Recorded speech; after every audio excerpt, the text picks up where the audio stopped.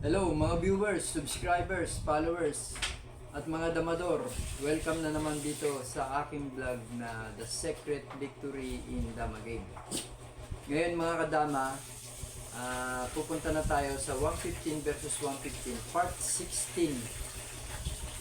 Kanina, pinakita natin dun sa live yung 115 versus 115 part 15. Kaya dito na naman tayo sa YouTube ng part 16.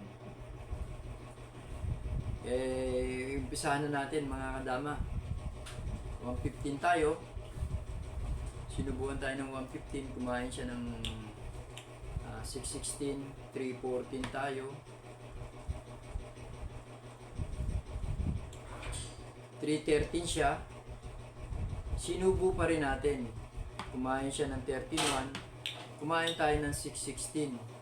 Dito mga kadama, ito yung sa part 15, sinusubo sa Bugnayan-Pitya. Ngayon, ito naman yung sa part 16, hindi niya naman sinubo. Diyan, sa part na yan, mag-A3 lang tayo. Ngayon, siya, pwede naman kung ano yung gusto nyo itira. Kaya, ang posibleng ititira niya dito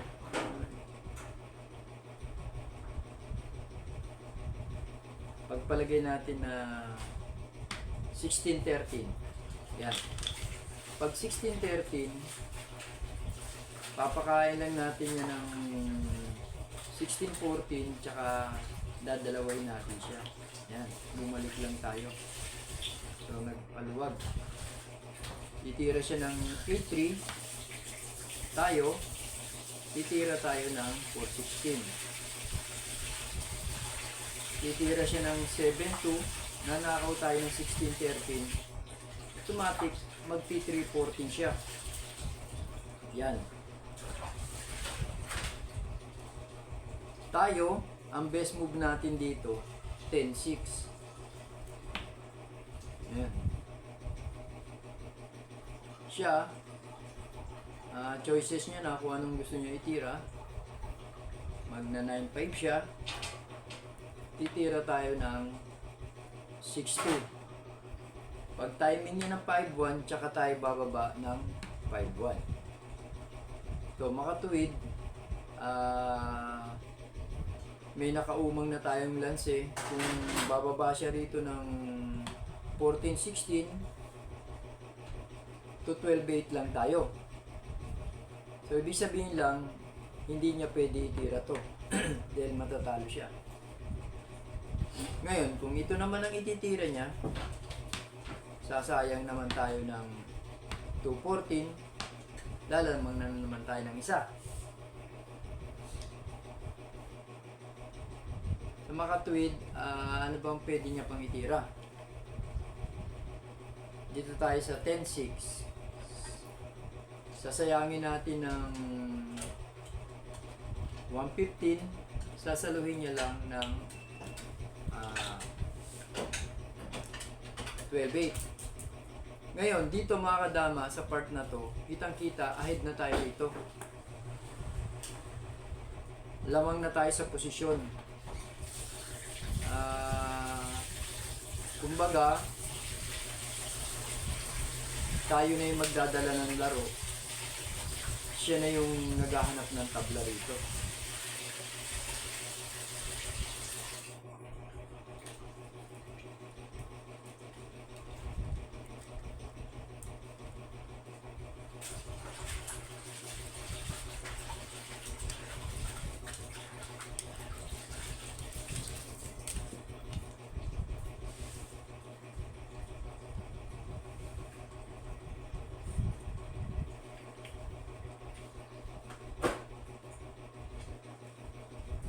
Titira lang tayo ng 9-5.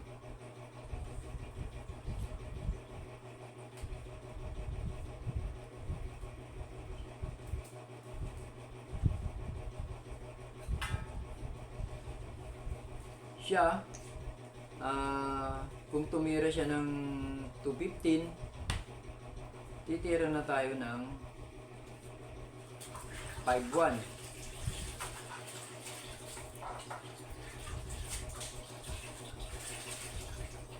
So, bawal dito dahil nakaumang na yung lansi natin. Ipagpalagay na natin na hindi siya tumira ng 215. Ang itinira niya, 11.6. Yan. Sa 11.6 naman. Dito, sa part na to,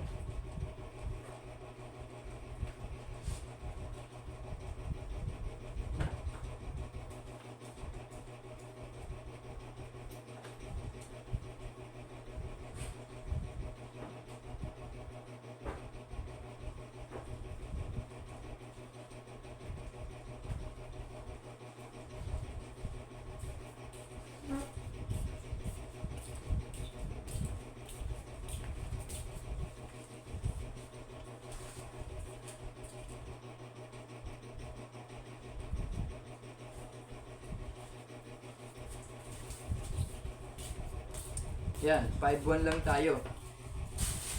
Ngayon, dalawa yung pwede niyang itira dito. Isang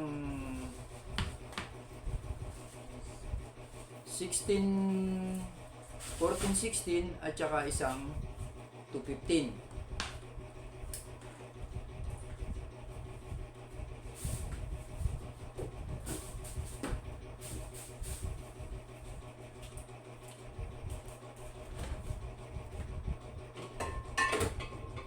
Pag nag 16-14 siya, nag 14-16 siya, titira lang tayo ng 115.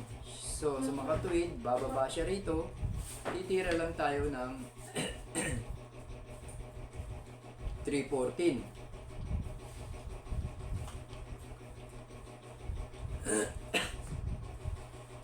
So, bawal na itira to kasi meron na nakaabang na lanse. So, sa makatuwid, magwa 116 lang siya.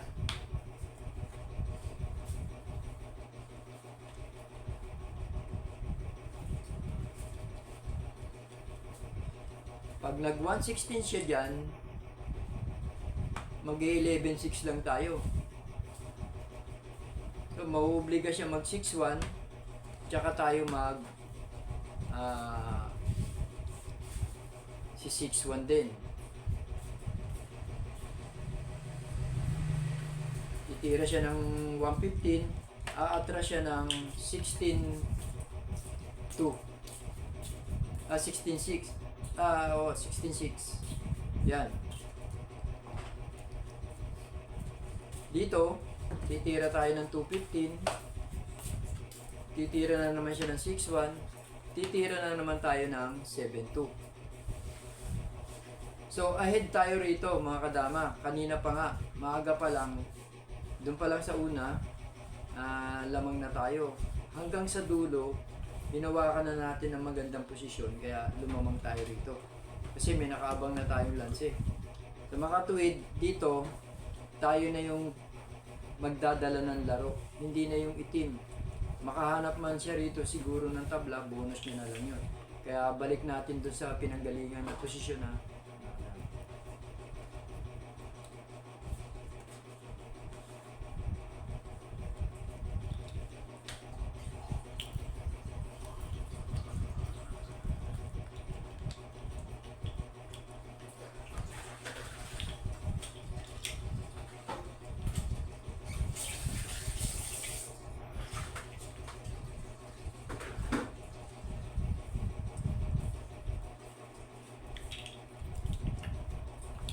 yan.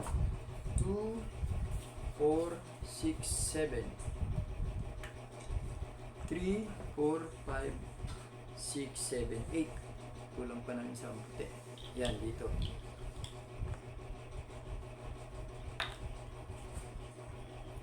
Ayan. Pagtira niya ng A3, nag 416 tayo. Nag 7 to siya, kaya tumira tayo ng 16-13. So, umilag lang siya. Tumira tayo ng 10-6, tumiming siya ng 9-5. Tumira tayo ng 6-2, tumiming siya ng 5-1. Tsaka tumiming tayo ng 5-1. So talagang madidelikado na mga kadama. Kung dyan naman siya, malalansi na siya. Isa lang ang best move niya talaga, 10-6 lang. Kaya dyan sa part na yan, lumamang na tayo sa posisyon na to. Kaya mga kadama, ahead ang pitcha natin dito pag sa ganitong sitwasyon. Ibig sabihin lang, doon pa lang sa opening, nakalamang na tayo. Balik natin doon sa kaninang pinagsimulan ng tira. Ito.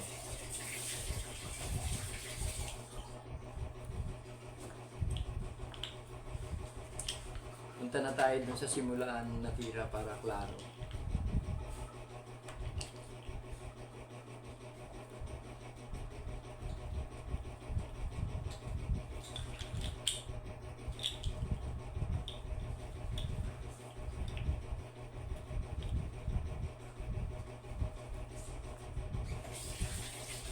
Yan. Nag-115 tayo, sinubuan tayo ng 115, yan, kumain. 314, nag-313, sinubungan natin. Ito yung sa part, sa live kanina. Sa part 15. Kaya kumain ng dalawa. Ito naman ngayon sa part 16, nag-5-1 siya. Diyan, pag 5-1 niya, nag-8-3 tayo. Dito sa 16-13, pinakita nga natin, umatras tayo at ang kinahantungan, lumamang tayo. Ngayon naman, kung hindi naman siya nag-16-13, nag-150 naman siya. Yan. Diyan, tatiming lang tayo ng 5-4. Dito, mapapansin niyo dyan mga kadama, marami na siyang binabawal na tira. Bawal na tong 8-3. 9-5 bawal na. So, ibig sabihin lang, ito na lang ang ititira niya, 16-13. Pag 16-13, susubuan na natin siya ng 16-14. Dito tayo kakain pagkatapos niya kumain ng 2-16. Dito tayo kakain sa 14-2. Kakain siya rito sa 7-15. Kakain naman tayo ng 4-14. So, makatuwid, pwede siyang sumingit at pwede siyang mag-abang. Dito muna tayo sa sumingit. Yan. Sumingit siya dyan. Sa makatuwid, madidibaldi tayo, iilag lang tayo. Siya naman ngayon ang madidibaldi, o kaya naman, kung gusto niya naman, pwede rin ito. Kakain tayo rito, kakain tayo doon. Depende na yan sa gagawin ng pero mamaya balikan natin yan. Yan, umilag lang siya. Yan, pag ilag niya dyan ng 15-1, tatiming lang tayo ng 3-14. Ngayon, bahala na siya, pwede siya mag 8-3 at saka 9-5. Pero ito na siguro yung best move ng itim. Kasi kung magna 9-5 pa siya, tingnan nyo mga kadama, kung magna 9-5, magagahol na siya. Ayan. Masasayang na natin itong isa niya. Kaya, ang best move niya dyan, 8-3, tsaka tayo gumanon. Yan. Ngayon, best move niya uli rito, 3-13. Yan, mapipilitan na tayo sumayang. Hindi dito. Dito tayo sasayang mga kadama. Ayan. Para kung hindi niya tayo sasabayan, lamang tayo ng isa. Mauobliga siyang sumabay. Kakain tayo rito, kakain siya dyan, at kakain tayo ron. Kakain siya ng balik. Dito, tatiming lang tayo. Timing lang tayo ng 9-5. Siya, tatiming din na ng 10-6.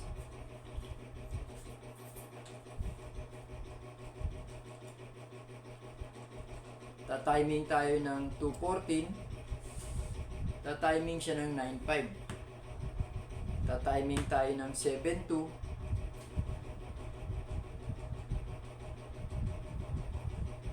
tatiming siya ng 6-2.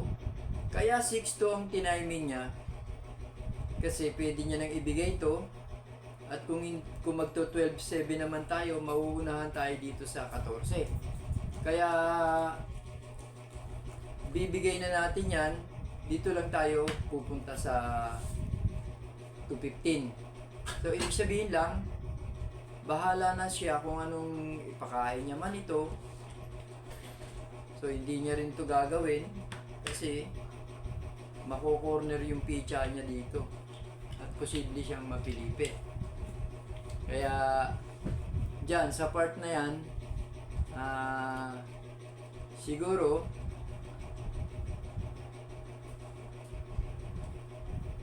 aatras na siya ng maaga. Yan, o kaya naman magto 12-8 siya. Ayan, pag umatras siya ng maaga, dito na yung posisyon natin.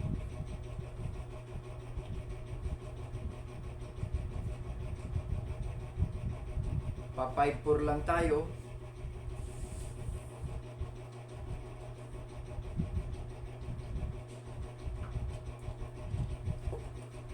Ngayon, kung magse 7-3 naman siya,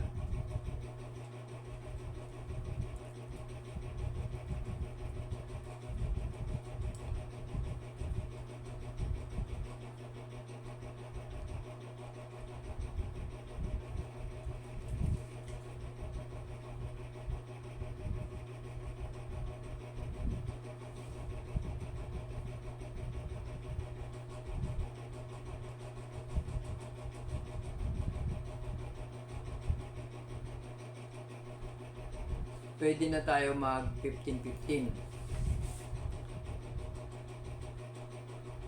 Obligado na siya kung hindi mag 3-14 o 3-13. Dito siya sa 3-13. Diyan, sa part na yan, mag 11-6 lang tayo. Ngayon, kung mag 2-2-14 siya, magsi 6-1 lang tayo.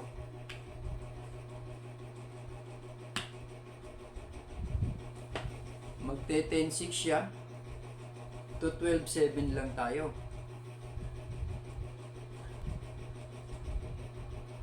Kung mag 6-1 siya, 7-2 lang tayo. So, ibibigay niya dyan, tsaka gaganon. Dito tayo, dyan siya, dama tayo. Pag sayang niya dyan, sasabay lang natin to.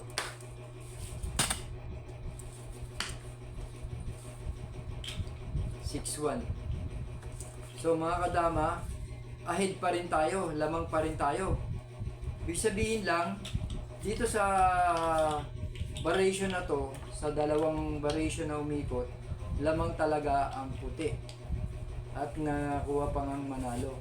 Kaya mga kadama, ito yung kabuuan ng tirahan ng part 16 ng 115 versus 115 na kumakain sa 616, tapos tumatiming agad ng 313.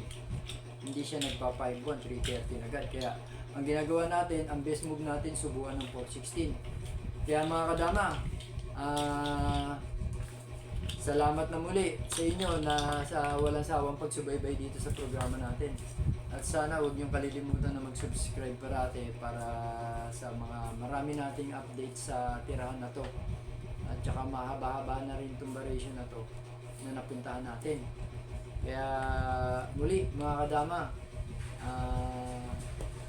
sana nakaambag na naman ng konting kaalaman papunta dun sa gusto nating matutunan sa laro ng dama. Kaya sa muli mga kadama, see you soon.